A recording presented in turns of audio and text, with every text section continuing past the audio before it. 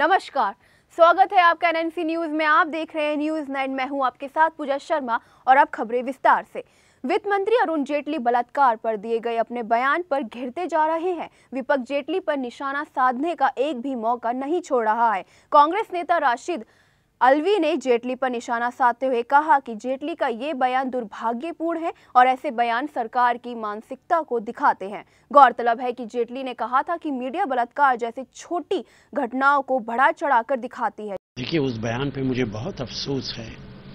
कोई भी राजनीतिक नेता अगर ऐसा बयान देता है तो ये अफसोसनाक है, लेकिन जब सरकार का मंत्री इस तरीके के बयान देगा तो उससे पता चलता है कि सरकार की क्या मानसिकता है। एक महिला के साथ बलात्कार एक छोटी घटना हरगिज नहीं हो सकती है। महिला के साथ अगर बलात्कार होता है तो वो पूरे देश के लिए कलंक है।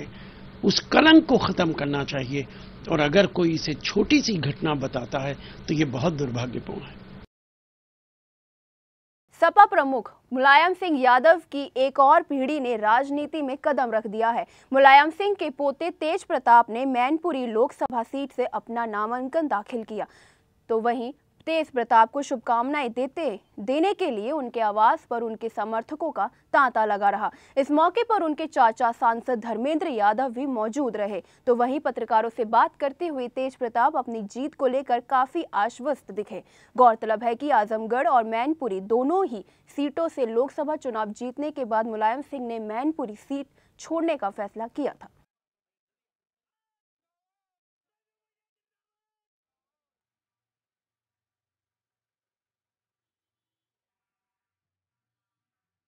देखिए, आम चुनाव जो हुआ था हमारे नेताजी का, उसमें प्रभारी बना के नेताजी ने मुझे भेजा था और बहुत जन समर्थन, लोगों का बड़ा प्यार और आशीर्वाद मुझे मिला उस चुनाव में।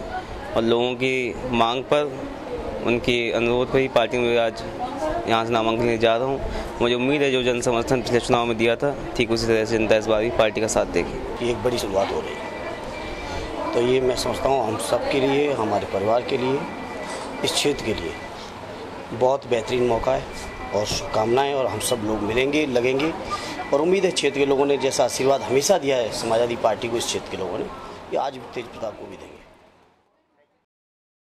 वाराणसी से गोरखपुर जाने वाली बोध परिपथ NH-29 इन दिनों बदहाली में अपना दम तोड़ती नजर आ रही है। NH-29 में पड़े गड्ढों की वजह से आए दिन लोग सड़क हादसे का शिकार बन रहे हैं और इसी समस्या को लेकर सामाजिक कार्यकर्ता ब्रजभूषण दुबे ने स्थानीय लोगों के साथ मिलकर मोदी का मुखौटा लगाकर नेशनल हाईवे के गड्ढों में स्नान कर केंद्र सरकार के खिलाफ विरोध प्रदर्शन किया। तो वहीं सामाजिक कार्यकर्ता ब्रजभूषण दुबे ने वाराणसी सांसद पर कमेंट करते हुए कहा कि विगत चुनाव में मोदी ने कहा था कि मां गंगा ने मुझे यहाँ बुलाया है, क्योंकि गंगा भी प्रदूषित है और इस गड्ढे का पानी भी प्रदूषित है, दोनों में फर्क ही क्या है। उन्होंने कहा कि वाराणसी से गोरखपुर जाने वाली NH-29 की हालत इतनी बदतर है कि अब तक सैकड़ों से अधिक लोगों की जानें जा चुकी है। उन्होंने इस पूरे प्रदर्शन क्रम के तहत केंद्र सरकार की बंद आंखों को खोलने और देखने का आह्वान किया। सबसे दुखद पक्ष है कि 4 सांसद इस सड़क के परिक्षेत्र में आते हैं। राष्ट्रीय राजमार्ग है और बौद्ध परिपथ भी है जो विदेश नेपाल को भी जोड़ता है। इसमें श्री नरेंद्र मोदी जी का क्षेत्र है, वाराणसी संसदीय क्षेत्र। इसके बाद रेल राज्य मंत्री श्री मनोज सिन्हा जी का क्षेत्र है, जहां हम लोग आज यहां प्रदर्शन कर रहे हैं। इसके बाद घोसी वाला क्षेत्र है श्री हरिनारायण राजभर जी का, जो भाजपा के ही सांसद हैं। अगले सांसद हैं योगी आदित्यनाथ जी, जिनका क्षेत्र गोरखपुर में है। यह पूरी सड़क गड्ढों से परिपूर्ण है और सैकड़ों जाने इस गड्ढों ने लिया है। इतना जल जमाव है, घुटने से अधिक पानी लगा हुआ है। लोग रोज गिरते हैं, रोज घायल होते हैं, लोगों की मृत्यु होती है। देखिए, विगत चुनाव में मोदी जी ने कहा था कि माँ गंगा ने मुझे बुलाया है और असली गंगा तो गाजीपुर में बह रही है, रोड पे देख लीजिए। भारत में कबूतरबाजी का धंधा आजकल जोरों पर चल रहा है और कबूतरबाज लोगों को विदेश भेजने की बात करके उनसे पैसे ऐंठ लेते हैं और इन दलालों के चुंगल में फंसकर ना जाने कितने युवक अपना सब कुछ गंवा रहे हैं। दरअसल पूरा मामला यूपी के मुरादाबाद का है, जहां नौकरी की तलाश में मलेशिया गए सिविल लाइंस थाना क्षेत्र के 2 युवक जलसाजों के चलते बुरी तरह फंस गए हैं। आपको बता दें कि जलसाजों ने पहले तो इन युवकों की वीजा पासपोर्ट जबरन छीने और उनसे जबरन मजदूरी कराई, लेकिन जब वीजा के अवधि खत्म हो गई तब छोड़ दिया, जिसके बाद दोनों भारतीय युवकों को मलेशिया सरकार ने वीजा के अवधि खत्म होने के चलते गिरफ्तार कर जेल भेज दिया। फिलहाल पीड़ित परिवार वाले केंद्र सरकार से जेल में बंद अपने बेटों की रिहाई करने की मांग कर रहे हैं। समाज कल्याण अधिकारी ने एक मुकदमा कायम कराया है, वहां पर वृद्धा पेंशन में गड़बड़ी की गई है और जो उनका एक कर्मचारी है उसके द्वारा ये गड़बड़ी की गई है। मुकदमा इसका पंजीकृत कर लिया गया, विवेचना की जा रही है। विवेचना में जो इसके दोषी होंगे उन दोषियों के खिलाफ सख्त से सख्त कार्रवाई की जाएगी। गुजरात मेहसाणा के विसनगढ़ इलाके में एक दुखद घटना सामने आई है, जहां तालाब में नहाने गए एक ही परिवार के 2 बच्चों की तालाब में डूब जाने से मौत हो गई। दोनों बच्चों की उम्र 10 से 12 साल बताई जा रही है। स्थानीय लोगों ने बच्चों को बचाने की कोशिश भी की, लेकिन कामयाबी हाथ ना लगी। वहीं प्रशासन ने दोनों बच्चों के शवों को पोस्टमार्टम के लिए भेज दिया है। एक साथ 2 बच्चों को खोने के बाद मृतका के परिवार में मातम छा गया है।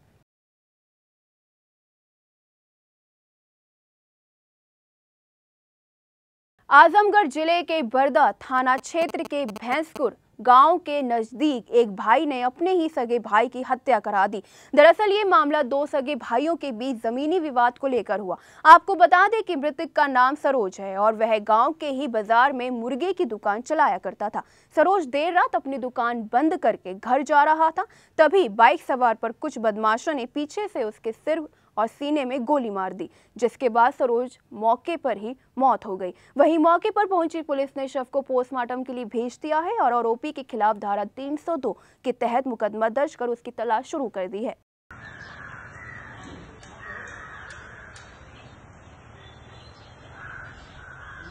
और इनके सगे भाई जिन्होंने जमीनी रंजिश को लेकर के ये घटना को अंजाम दिया है। मुकदमा लिखा गया है 302 का और बॉडी को पंचायतनामा पोस्टमार्टम के लिए भेजा गया है और अभियुक्तों की गिरफ्तारी का प्रयास किया जा रहा है। सपा सरकार के लाख वादों के बाद भी उत्तर प्रदेश में महिलाओं के ऊपर बढ़ते अपराध रुकने का नाम नहीं ले रहे हैं। इस बार मामला आजमगढ़ के बिठौली गांव से सामने आया है, जहां पहले तो 3 अज्ञात लोगों ने महिला के साथ बलात्कार किया और फिर उसके गहने लेकर फरार हो गए। गंभीर अवस्था में महिला को जिला अस्पताल में भर्ती कराया गया है, जहां उसका उपचार जारी है। वहीं पुलिस ने कार्रवाई करते हुए 3 अज्ञात लोगों के खिलाफ मामला दर्ज कर जांच शुरू कर दी है। ये बैठौली गांव है, सिधारी थाना अंतर्गत। यहाँ एक महिला सुबह शौच के लिए, जो विवाहिता है, सुबह गई थी और जो पंचायत भवन है वहाँ उसके पीछे एक अज्ञात व्यक्ति द्वारा उसके साथ दुराचार करने की बात बताई है, जिस पर तत्काल मुकदमा पंजीकृत करके और उस अज्ञात की जानकारी की जा रही है। गुजरात के मेहसाणा जिले के बहुचराजी इलाके में विपरीत दिशा में आ रहे 2 ट्रकों की जबरदस्त टक्कर में 4 लोगों की मौत हो गई, जबकि 4 लोग इस हादसे में बुरी तरह से घायल हो गए। 4 मरने वालों में एक पिता और उनका बेटा शामिल है। टक्कर इतनी भयंकर थी कि ट्रकों के आगे के हिस्से के परखच्चे उड़ गए। साथ ही पुलिस को शवों को ट्रक से बाहर निकालने में भी काफी मशक्कत का सामना करना पड़ा।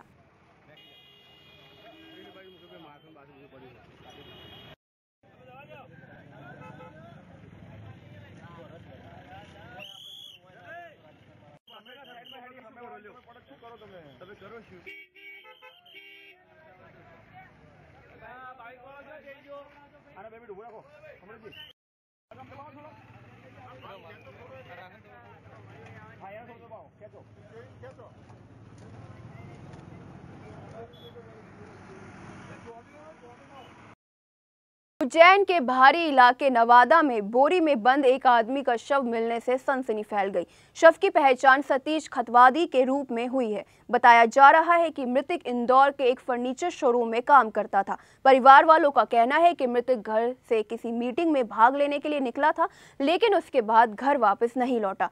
घर न लौटने पर परिवार वालों ने मृतक की गुमशुदगी की रिपोर्ट लसूड़िया थाने में दर्ज कराई थी, लेकिन बाद में युवक का शव उज्जैन के नवादा में मिला। फिलहाल पुलिस ने शव को कब्जे में लेकर मामले की जांच शुरू कर दी। सुबह इनके साले आए थे जैन सतीश तत्वानी के, उन्होंने सुबह इनकी मिसिंग कंप्लेंट दर्ज कराई है कि कल शाम को ये 5:30 बजे घर से मीटिंग का कहकर अपनी वैगनर कार से जाने का बोलकर निकले। अभी कोई जानकारी आ रही है कि मिलते जुलते हुलियों की कोई डेड बॉडी नागदा थाने के क्षेत्र में उज्जैन में कहीं पर मिली हुई है। तो अभी परिवारों को भी सूचना मिल गई है। हुलिया फ़ोटो वोटो देखकर बता रहे हैं कि मिलता जुलता है। सुबह शिनाख्त करने पर और पूरी जानकारी सामने आ जाएगी। उसके बाद करीब 1:30 बजे भाभी ने उनको कॉल किया तो 2 बार बेल गई और फ़ोन काट दिया किसी ने। उसके सेम टाइम बाद मेरी वाइफ ने कॉल किया, उस समय भी 2 बेल गई। उसके बाद फ़ोन काट दिया किसी ने और उनने बोला कि सर अभी मीटिंग में बिज़ी है। उन्हें पूछा जब कि सर कहाँ हैं, बोले सर मीटिंग में बिजी है। तो बोले कहाँ हैं, तो उन्होंने कहा उज्जैन में। तो बोले आप कौन बोल रहे, तो उन्होंने कहा कि मैं उनका पीए बोल रहा हूँ, है ना। तो उन्हें नाम पूछा उनका, तो उन्होंने अपना नाम मुकाती बताया और उसके बाद फ़ोन काट दिया। मुरादाबाद के समाज कल्याण विभाग में वृद्धावस्था पेंशन में बड़ा घोटाला सामने आया है। दरअसल ये पूरा घोटाला समाज कल्याण विभाग के कर्मचारियों की मिलीभगत से किया गया है। वृद्धों को लाभ देने के लिए बनाई गई वृद्ध अवस्था पेंशन योजना वृद्धों को देने के बजाय युवाओं को दी जा रही है। साथ ही मालदार वृद्धों पर भी जमकर ये पैसा लुटाया गया है।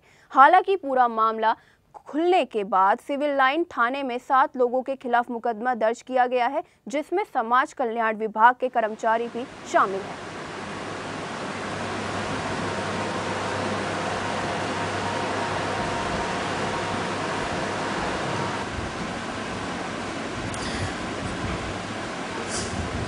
बच्चों को हम ये चाहते हैं कि समझे सकुशल जो समझे वहाँ से वापस आए यहाँ के लिए। समझे काफ़ी टाइम हो गया उनको, 2 महीने से तो लगातार उनसे संपर्क नहीं हो पा रहा कि कहाँ पर हैं, क्या हैं, कैसे हैं। समझे हमारी जो है समझे भारत की जनता से और भारत के प्रशासन से समझे ये अपील है कि उनको जो है सकुशल समझे वापस कराने की कोशिश करें, समझे, जिससे हम लोगों का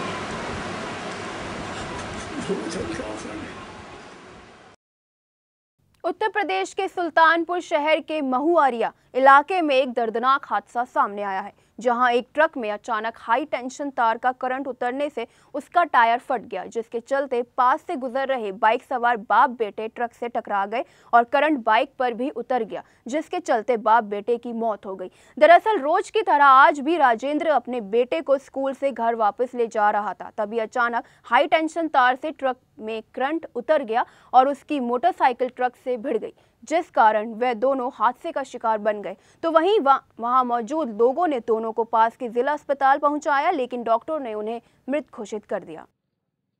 ये सर हम लोग ने देखा ट्रक मुड़ रही थी और 11,000 वोल्ट में तार में ट्रक छू गई और ड्राइवर उतर के भाग गया। कहा था इस रोड पर, इसके ऊपर ही वायर जा रहे हैं, शायद हाई टेंशन लाइन है, तो किसी वजह से इस ट्रक की जो ऊपर लोहे की रॉड है वो शायद टच हो गई इससे और करंट जो है उतर आया इस ट्रक के अंदर, जिससे ट्रक का टायर बस्ट हो गया। उसी समय एक मोटरसाइकिल पर अपने बच्चे के साथ स्कूल से जा रहे थे राजेंद्र कुमार, उनकी मोटरसाइकिल इस ट्रक से टकरा गई। उस मोटरसाइकिल में भी ये हाई करंट आ गया, जिससे मोटरसाइकिल में आग लग गई और इनको भी इलेक्ट्रिक करंट लग गया, जिससे इनकी राजेंद्र कुमार और इनके पुत्र की जिला अस्पताल इनको भेजा गया तत्काल यहाँ से घायल अवस्था में, जहाँ इनकी मृत्यु हो गई। उत्तर प्रदेश के इटावा जिले में बिचपुरी खेड़ा में एक ट्रक चालक से 35,000 रुपए लूटने वाले 5 बदमाशों में से भरथना थाना पुलिस ने 2 आरोपियों को गिरफ्तार कर लिया है, तो वहीं 3 आरोपी मौका देख भागने में कामयाब रहे। दरअसल कुछ दिनों पहले एक स्कॉर्पियो में सवार कुछ बदमाशों ने ट्रक चालक से 35,000 रुपए लूट कर फरार हो गए थे। पुलिस को जानकारी मिली थी कि सफेद स्कॉर्पियो में सवार 5 बदमाश किसी आपराधिक घटना को अंजाम देने की योजना बना रहे हैं। पुलिस ने चेकिंग अभियान चलाकर 2 अपराधियों को धर दबोचा, लेकिन मौका देखकर 3 आरोपी फरार हो गए। गिरफ्तार हुए 2 आरोपियों का नाम विपिन यादव व विजय यादव बताया जा रहा है। तो वहीं एसएसपी ने बताया कि दोनों बदमाशों के पास से 2 तमंचा और 1 कारतूस के अलावा 3 मोबाइल और मौके पर स्कॉर्पियो बरामद कर ली गई है और साथ ही आगे की तफ्तीश भी। पर कुछ नहीं सर, ऐसा हुआ था। फिर मैं गाँव पे आया था, अपनी सुखावा रहते, फिर हमने गाँव आए थे, गाँव पर वहाँ भागवा फिर रहे थे हम दोनों लोग, तो दिलीप है फिर इनका फाला पर लेवाल आया कि सर्विस करवाने चाहता है, 2-3 घंटे में लौटे आएंगे। वहाँ पे फिर वहाँ से जाके इसने रास्ते में बिमने स्कूल ले लिया और फिर यहाँ ने बेलपुरा के यहाँ इतनी लूटपाट कर दी। फिर हमने लोगों ने मना किया तो हम लोगों से नंबर याद है ना। 19 तारीख के रात में ट्रक चालक मैनपुरी से अपने जो घर वगैरह बेच के पैसे लेके इलावा की तरफ आ रहा था। उस समय एक सफेद स्कॉर्पियो सवार बदमाश लोग ट्रक को रोके थे और फायर किए और उनसे 35,000 के रुपया। फिलहाल एनएनसी न्यूज में बस इतना ही। बाकी की देश विदेश की खबरों के लिए देखते रहिए न्यूज नाइट। मुझे दीजिए इजाजत, नमस्कार।